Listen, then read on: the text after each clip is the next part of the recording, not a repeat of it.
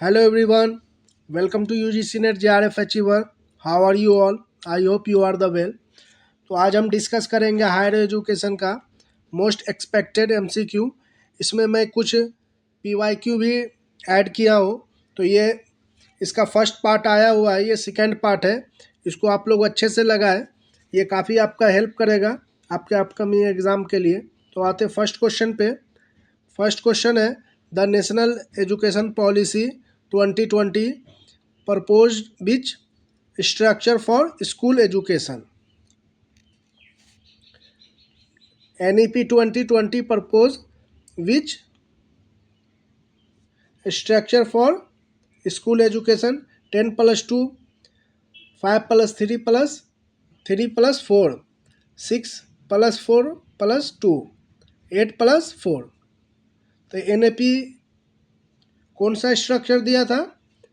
5 plus 3 plus 3 plus 4, option number B. अब आते हैं इसका डिटेल्स देखिए। यहाँ पे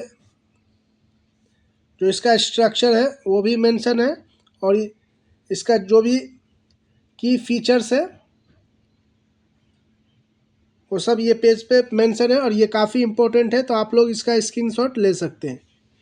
अब आते हैं क्वेश्चन नंबर 2 पे। विच institution is responsible for technical education in India? NCTE, UGC, AICTE, CBSE। तो टेक्निकल एजुकेशन के लिए रिस्पॉन्सिबल है AICTE, ऑप्शन नंबर सी। और इसका सब डिटेल्स में सब ऑप्शन को देख लेते हैं। ये AICTE जो है कब आया था? 1945 और ये स्टैट्यूटरी बॉडी बना था 1987। टैगलाइन है योगाह करमासु कौशलम और इसका हेडक्वार्टर न्यू दिल्ली में है। तो ये सब का डिटेल्स आप लोग इसका स्क्रीनशॉट ले सकते हैं। अब आते हैं क्वेश्चन नंबर 3 पे। Which is the highest academic body in a university? कोई भी यूनिवर्सिटी में हायर एकेडमिक बॉडी होती है senate, academic council, executive council and syndicate. तो ये हाईएस्ट एकेडमिक बॉडी होती है academic council, option number B. अब आते क्वेश्चन नंबर 4 पे। Who is considered the father of university education in India? किसको father of university education in India बोला जाता है? Lord Macaulay, Charles Wood, doctor S Radhakrishnan and lord Curzon. तो इसका right answer होगा option number B, Charles Wood. Question number 5। Arrange the following education commission in chronological order. ये I think फिर से chronological order में है। तो ये इसमें सबसे पहले कौन सा आया था? Radhakrishnan commission 1948, Mudaliar commission 53, Kothari commission 1964 and national knowledge commission 2005। तो इसका राइट आंसर होगा BCAD, ऑप्शन नंबर ए। अब आते क्वेश्चन नंबर 6 है। Arrange this educational goal in hierarchy from basic to advanced, understanding, remembering, creating and applying.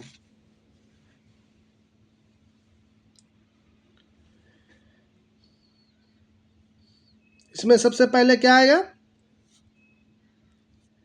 Remembering, after that understanding, then applying, last में क्या आएगा? Creating, option number A. अब आते question number 7 पे। Arrange the following reform chronological order. ये फिर से air wise आपको अरेंज करना है। तो ये इसमें सबसे पहले कौन आया था?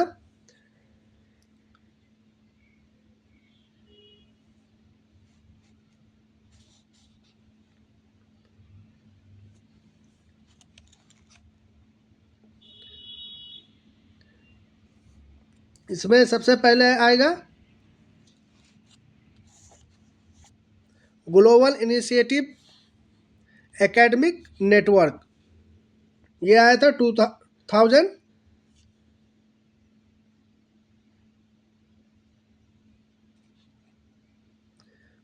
में।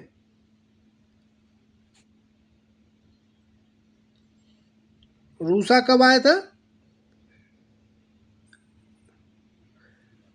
2013।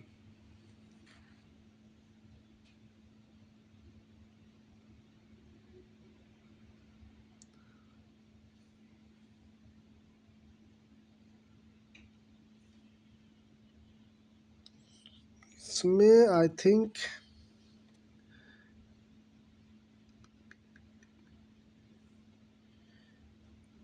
इसका आंसर आई थिंक ये रॉन्ग है ऑप्शन। इसमें फर्स्ट में आएगा रूसा, सेकंड में आएगा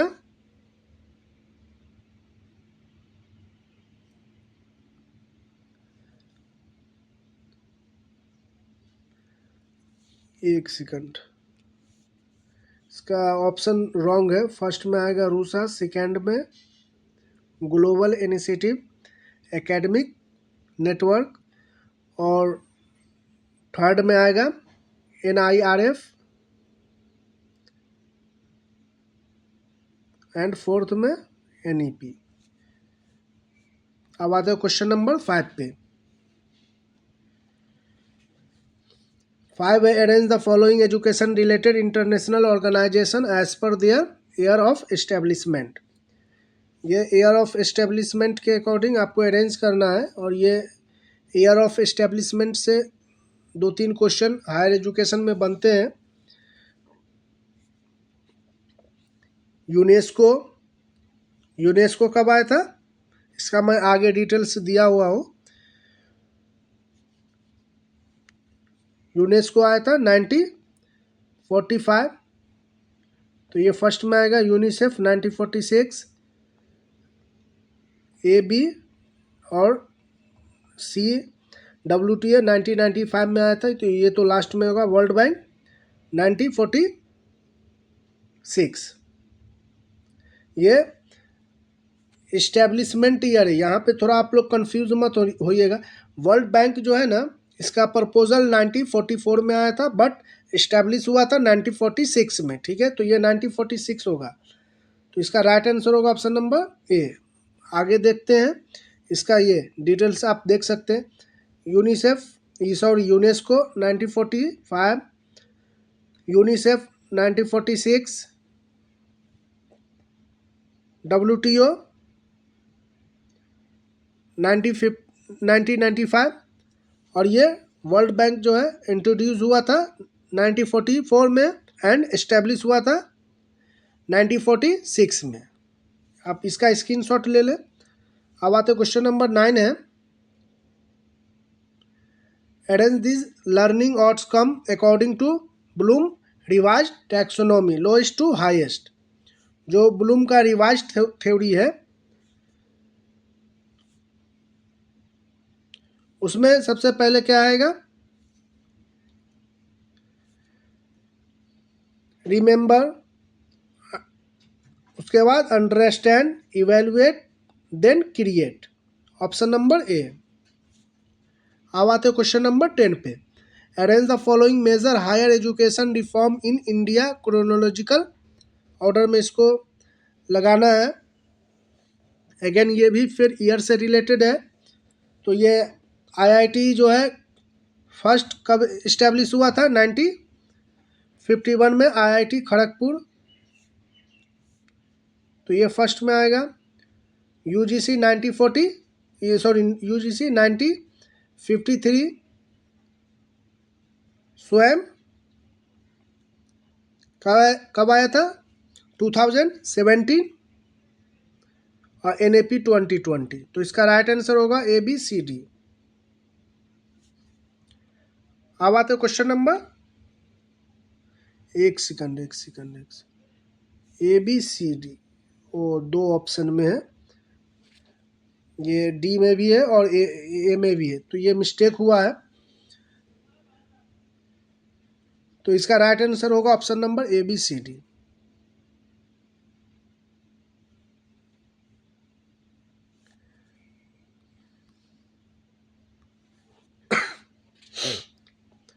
arrange the following digital education initiatives chronological order, इसको भी लगाना है। NPTEL, स्वयं, दीक्षा एंड PM ई-विद्या।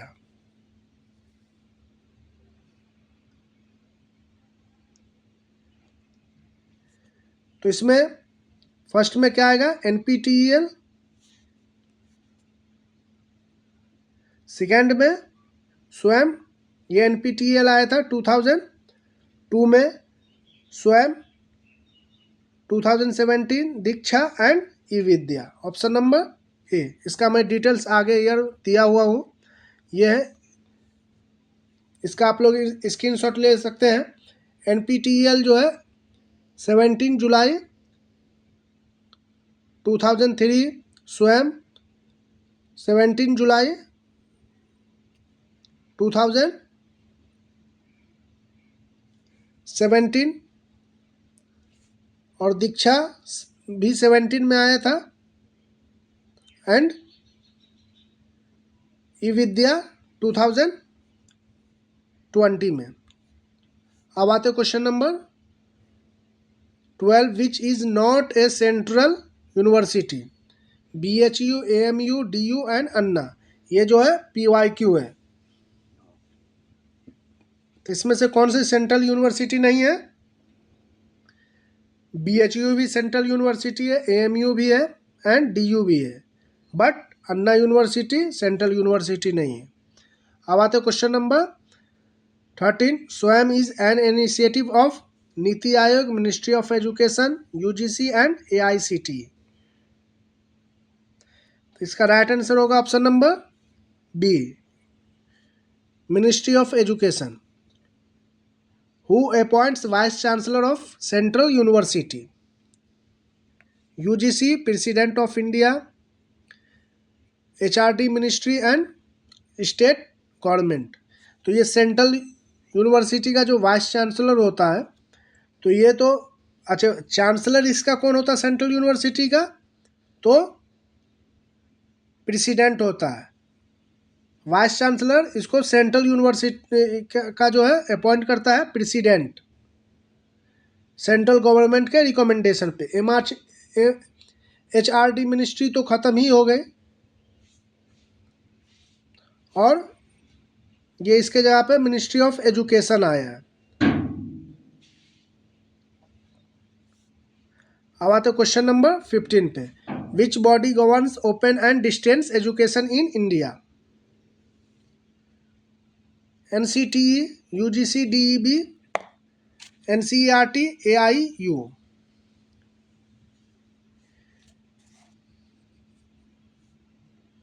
तो डिस्टेंस एजुकेशन को मैनेज करती है UGC, distance education board, option number B. 16 है, what is the full form of HEFA? ये फुल फॉर्म भी काफ़ी आने लगे, हायर एजुकेशन में कम से कम एक क्वेश्चन तो पूछा ही जाता है। तो ये HEFA का फुल फॉर्म क्या होगा? Higher education finance agency, higher education faculty association, higher enrolment foundation of Asia, higher education foreign association. तो 16 का राइट आंसर होगा option number A, higher education finance agency. HEFA से जो है एसोसिएटेड है कैनरा बैंक, किसी से जो JRF क्वालिफाई करते हैं उसको पेमेंट जाता है। Which is not a part of the Indian higher education system? IIT, IIM, NIT, NCERT।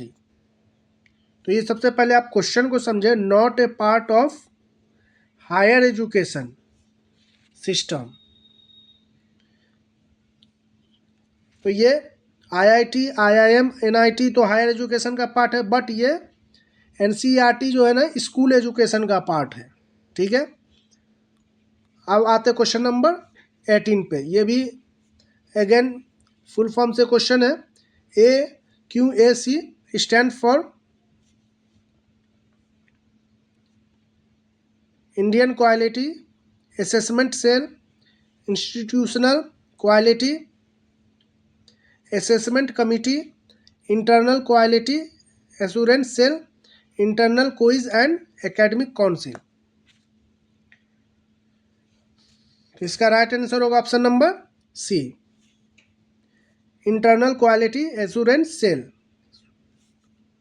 अब आते क्वेश्चन नंबर 19 में। Which of this is a major component of national education policy 2020। NEP का जो है ना मेजर कंपोनेंट कौन सा है?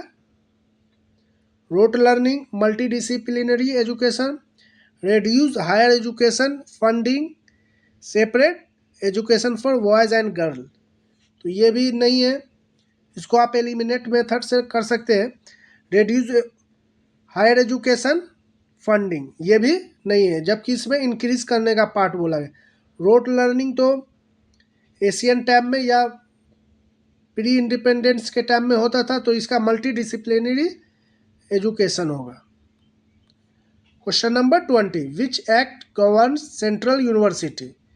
Indian education act, central university act, UGC act and national university act. तो कौन सा एक्ट सेंट्रल यूनिवर्सिटी को गवर्न करता है? Central university act 2009। तो ये 20 क्वेश्चन थे, इसको आप लोग अच्छे से लगाएं, और इसमें जो भी कन्फ्यूज़न हो आप लोग कमेंट करें, मैं इसका आंसर देने का ट्राई करूँगा। और इसी तरीके का क्वेश्चन प्रैक्टिस करने के लिए चैनल पे विजिट करते रहें और चैनल को सब्सक्राइब करें एंड लाइक करें। Thank you for watching.